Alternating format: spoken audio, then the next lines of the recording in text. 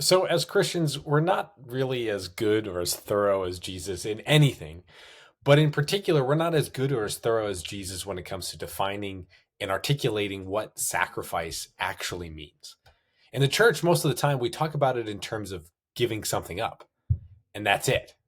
Like a sacrifice is, I give this up, as if that's all there is to sacrifice, but it's not.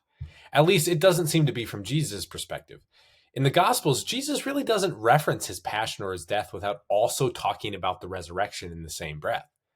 For Jesus, sacrifice isn't a giving of something up as if it's a loss, it's an exchange.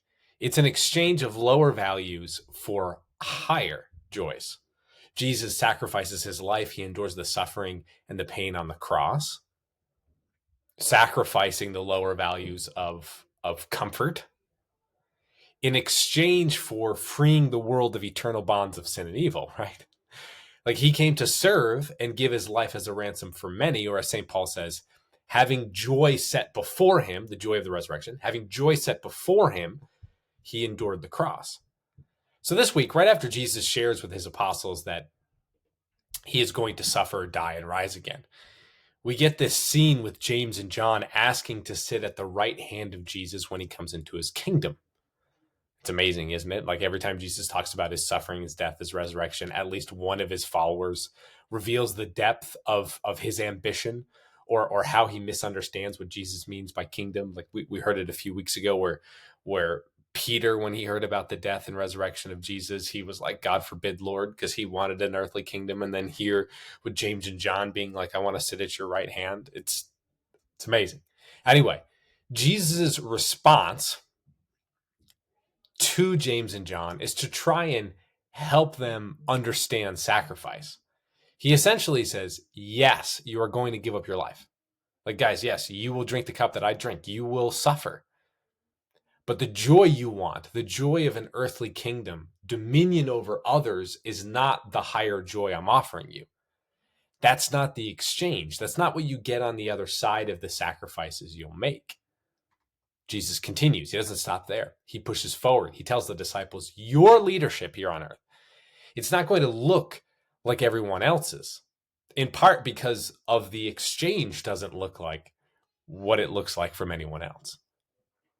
If you want to be representative of Jesus, if you want to reflect the life and teaching of Jesus, your leadership won't look like the world's. Instead, you're going to make a certain type of sacrifice. Instead of lording your authority over others, you're going to serve them. You're going to make an exchange. You're going to be humble. You're going to serve. You're going to forego lower values of glory, admiration, and power here on earth. And you're going to do it because servant leadership brings out the best in others and in you.